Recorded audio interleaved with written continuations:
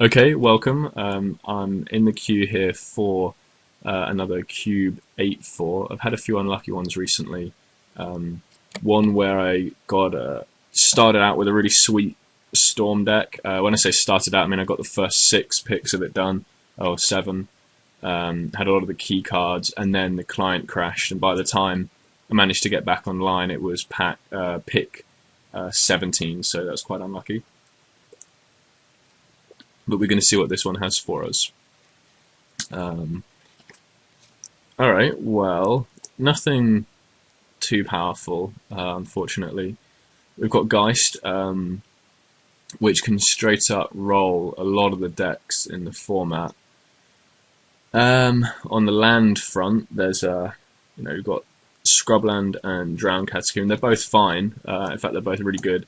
My control decks tend to be on the Grixis or at least Izzet route. Sometimes straight blue-white. I don't often do the Esper. However, there's nothing here which I'd really miss. There's nothing here where if I end up in a certain archetype, I'm going to go, well, I really wish I had that, Geist or Master. In fact, these are probably the strongest 2 choices on the threat front. But they're not that incredible, and I'm going to take the Cold Steel Heart. Not only does it stay open, but it fixes, it ramps. It's just a very good card. Now that the Signets are gone, cards like that are at a premium. And here we see a couple of mono-red choices. Geopede, well, the main one being Shrine. It's like a lesser Sulfuric Vortex, much lesser, but it's still good. Especially against the blue-black decks, this is just a guaranteed win. However, on the sheer power, we've got Ravagers of War. Beast Within is fine. I like it in my green decks, especially if you're mono green. You really need something like Beast Within. More often than not, I'll be using it on a land. Turn 1 Llanowar, turn 2 Beast Within your land. I don't know, turn 3 something. For me, the choices are, well, Ravagers of War, pretty much. I mean, we've already just got this Cold Steel Heart. If we get more of the same, it's definitely the most powerful card here, and I think in Cube it's important to just take the powerful cards. You do want to make a deck out of it. You don't want to just go power, but yeah, really strong one. And then immediately we see another card which just goes perfectly in this front and keeps us really open. I mean, we can talk about these other picks. Attrition is very sweet, but I find this cube is really lacking good creatures. Attrition, you really need Lingering Souls in the deck. I started a draft yesterday, and I first picked Opposition, second pick Attrition, and I didn't see a single good creature. No Augur of Boluses or there's one from Rise of the Eldrazi where you look at the top 3 or top 2 and put one in your hand. I didn't see any of those dorky kind of cards, so I actually couldn't play either of them, which was really, really disappointing. Other than that, you've got Angelic Destiny, which is pretty powerful, but I've not seen a single person running it. You've got Inquisition and Supreme Verdict, but yeah, Warm Power Stone is really powerful, no matter what deck you're playing, and in the Ravagers of War deck, it's insane. Right, we're doing it. We have got Ravagers of War and Armageddon. So our first 4 picks have got 2 of the best artifact mana, and then Armageddon and Ravagers of War. So we don't know what our second colour is going to be, or even if this is going to be our primary colour. I mean, we could end up splashing these. We don't need to be green. In fact, green, yeah, I mean, if we get the mana creatures, that's fine. But yeah, we don't especially need those. We could be an aggro deck, but not with these 2 artifacts. I was just going to say as well, we could be red because that has land destruction, and it also opens you up to Ajani if we're lucky enough to open Ajani. And here we're not going to be playing Necro. I think the most powerful. Well, I mean, this isn't a powerful pack. It can be powerful for some decks. I mean, if you've got Lotus Petal, Nostalgic Dreams, you can go into the Storm deck. But I think we're taking Ravenous Baboons here. it's a good way to set them back, and it's something on board. I don't know, it does feel kind of weak though. I don't know if I should just take the Lotus Petal. I'm going to take the Baboons, but that's not me saying I definitely want to be in red. Okay, we have a Wall of Roots, which is good. It goes nicely with Ravagers. But I mean, I really don't feel like I want to be playing Wall of Roots or even Ravenous Baboons. I don't know why it doesn't feel like it's clicking for me. Similarly, I could take any of these lands and they're fine. But maybe I do just want Wall of Roots. I want to be utilising these 2 artifacts here, and I feel like if I take Ravenous Baboons, you don't really hear about the Ravenous Baboons 1 Power Stone deck. So I'm going to take this Wall of Roots and see what happens. Okay. Here we've got Wolfish Silverheart. I don't know if that's much of a signal. We've got Niv Mizzet, which is this is the original one, which I'd say is certainly not as good as the new one. Keldar Marauders, Dragmangler, Student. I mean, again, these two are feeling kind of weak. I'm not feeling like any kind of big mana strategy is open to us right now. I've not seen anything for it. I've seen aggro, I've seen Student of Warfare, which is sweet. You know, you can play aggro deck with these and just win. So I'm going to take the Student and just see if I can make like a white weenie deck with 2 Ravagers of Wars and see what happens. That's not what I want to be doing, but I feel like that's maybe just what's open to us. But at this point, I'm totally expecting to maybe not even play half of these cards in the final deck, because I'm finding it quite hard to read these signals at the moment. So we've got Mold Shambler, Rude Awakening, Yawgmoth's Will is a nice one. If we're going to want to go the white weenie, though, it's Palidon Vec, and I mean, Rude Awakening and Ravagers of War is not exactly a combo. So this is the opening pack. Yeah, not much for us. I guess if we're going aggro with base white, we could always take Phantasmal there. I don't think we're playing any of these other cards, that's for sure. So yeah, we'll take the bear and just see what happens. Alright. Ruin Blaster, Shrine. I think where I'd rather be going is a Boros aggro deck, which can punish lands, and I think Shrine Wheeling, I think that is a signal. So I think we'll maybe move into that and have to ignore the Warm Power Stone strategy. Okay, we wheel a Savannah, and I don't think we're going to be playing any of these other colours. I mean, we're certainly not in black. We could take the Attrition, but I don't see why we should. I'll take Savannah. Why not? And a Stunted Growth. Yeah, I guess maybe that the green deck was open. I really like Stunted Growth. I'll just take the Thunderblast. Yeah, I'll take Petal. Again, I'll just take the land. I'm not a huge fan of Molten Tail Masticore. And yeah, last pick, Keldar Marauders. I'm pretty sure that's a signal. Can't believe that no one wants Keldar Marauders. Not everyone wants it, but someone should.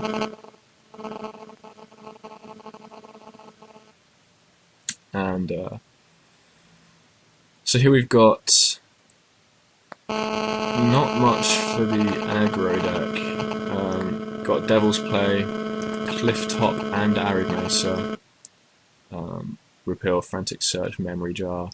I'm really hoping I can get another draft where I go combo. It was so much fun, and it would have been really powerful. I mean, I managed to win the first round even with losing those 11 or so picks halfway through the draft. And I think if I had them, I'd have been in a way better position to do something sweet. I think right here I'm gonna take the Arid Mesa. It's better than Clifftop. I think, in the sense that, you know, I can fetch a Savannah if I want to. So okay, so it doesn't tap for either, but it gets either on the time that you cast it, and I think it's going to be fine. I just think fetch is more utility. Also, there's more chance of clifftop wheeling. We saw a couple of dual lands go quite late in that last pack, and there's way more chance of a one of these M10 style lands wheeling than there is a fetch. So yeah, I'll take that. At this point, I'm probably, well, yeah, I'm going to hide that for now. Hide that for now. Let's see what happens. Alright, so we get Smokestack, which is interesting. Could take that. Or there's Stormblood, Vexing Devil. I think I want to take Stormblood here, actually. It's a really strong card. I've lost many games to this. We might wheel the Smokestack, but we're not necessarily a Smokestack deck. I mean, we would be if we were going to be using these, the artifact mana, but it just looks like that's not open. But I'll take this. It's really strong. Yeah, it's been a long time since I've drafted red. I've been avoiding it like the plague, just because I don't want to be that, stereotypical old derp drafter mono red. I used to. I mean, mono red is, if you look at my constructed history, I'm a red player, 100%. But yeah, we'll see. I'll probably play Lotus Petal even in an aggro deck, like for a turn 1 Shrine, or if we're lucky enough, Sulfuric Vortex on turn 2. Here we got Incinerate, Pulse of the Forge, which wheels, no one takes that. Got Elspeth, which is a really nice one. In fact, yeah, I think we take Elspeth. And it's not a very fast aggro, but it's a huge amount of reach. We're only passing up on an Incinerate, of which there are millions of them in this cube. Yeah, I mean, and we're in white. We're definitely in white, so yeah, definitely take Elspeth there. Elspeth and then Ravages when you have any Planeswalker in play is a huge boon for the deck.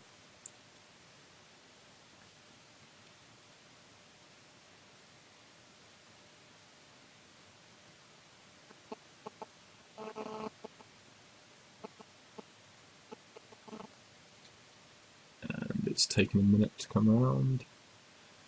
I do want some more 1-drops. I'm going to hide the artifacts for now. Not because I think they're absolutely not making it in, just because I want to get a better feel for what the deck looks like. So we've got Catastrophe. We're not getting any aggressive guys coming around.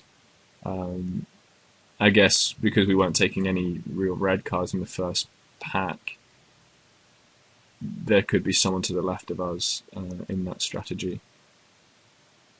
And there's nothing for us at all. I mean, there's just nothing. So I think I'm just going to take the Catastrophe, maybe hold on to the fact that we are just going more of a lockdown deck rather than this pure aggressive deck. I mean, something like Stormblood is going to be good in any deck. You know, a 3/3 which can't be blocked by 2 or more is quite aggressive. Even if he's not cast on turn 2. Same with Student, he gets big, he turns into a real threat. So I'll take the Catastrophe, just more effects, more of the same. So let's open up again everything, because we don't know where we are, but it's not necessarily bad, because what we do have are extremely powerful cards. I mean, what I'd really like to see is something like a balance. That would be gross. So here, the most powerful card is Frost Titan by a long shot. I've won many games with it, I've lost many games to it. In fact, I don't think I've ever won a game where they've resolved a Frost Titan, and I don't think I've ever lost one where I've resolved one. But having said that, we're not blue, and we can't take it. And we can't take, well, we could take that, but again, it doesn't really fit in our strategy of armor. Even with, you need more than a 1 Power Stone to get a Terastodon out if you're blowing up all the lands. Could take Gathan Raiders. It's pretty bad. But these other ones aren't going anywhere for us. I mean, these other ones we're absolutely not playing. Wheel of Fortune is fine, but not really in this deck. If we're depriving people of resources, we don't want to be giving them draw 7s. However, we do want to be making them take damage for every land they play. So we're going to take an Ankh of Mishra. Yeah, seems pretty cool. Hopefully we do pick up some more playables in this kind of strategy. I hope we're not entirely cut.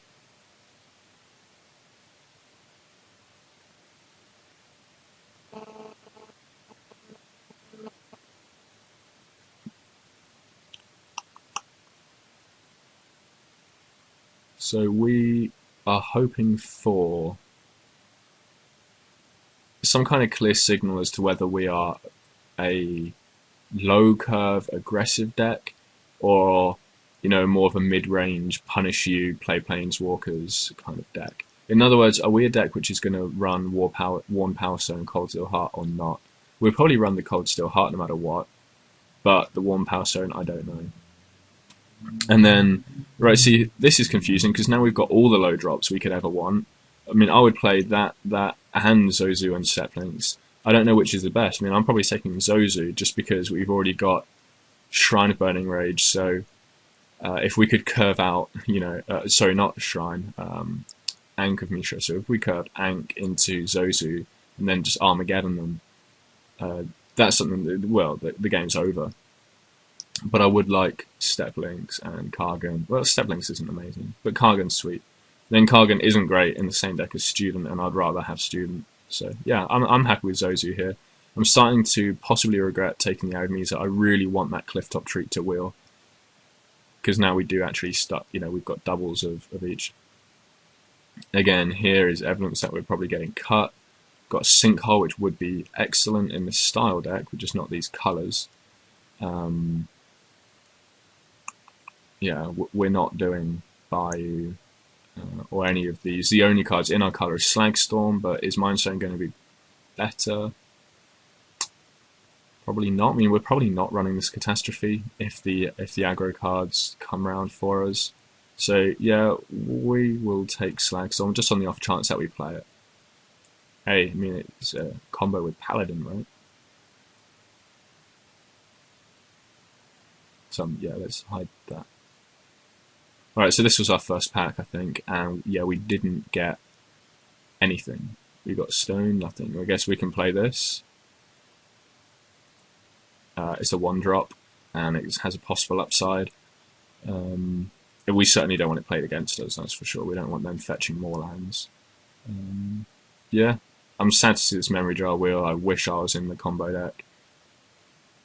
But I can't really go into the combo deck unless I see some really strong cards for it in the first couple of picks, whether it's a Mind's Desire or Time Spiral. I think Time Spiral is far and away the most important card in Storm. You win almost every game where you resolve it. And then also Memory Jar, I think those two are the most important. So yeah, I'm taking Smokestack here, and there is now a pretty good chance that I'm playing this Artifact Ramp and going more mid-range. We don't have the 1 and 2 drops to be pure aggro. So yeah, we'll see what happens.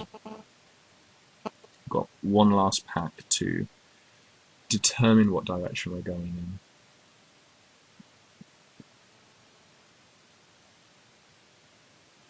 in. I don't care for any of these cards. I don't even care for these dual lands. I mean, if I took the Shivan Reef, it means we've got some additional blue fixing, but then I can't imagine a single blue card that we would run in a deck like this, unless it was Geist, which we already passed. So I'll just take Pulse of the Forges. It's 3 mana, 4 damage. There's nothing wrong with that. And wow, clearly not casting that. Is that the one? Yeah, you can morph it. I don't even think I'm going to be morphing that. 6 mana for that. I mean, I'll take it, yeah, whatever. Someone can have a sneak attack, I don't care. I've never ever played against a sneak attack deck, and I've played a lot of drafts, these cube drafts over the past half a year. I'm pretty surprised that no one wanted that. That's an insanely powerful card. I think people assume that, if it's good in standard, it must be too weak for cube, and that's just not true.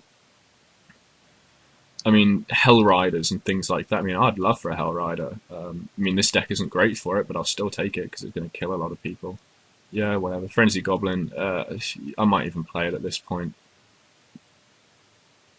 Yeah, it stops guys from blocking and it gets in damage for Stormblood. We'll see. I've said that a million times, but that's fine. I'll happily take an Ingotcha for the sideboard. Oh no, I clicked the wrong one.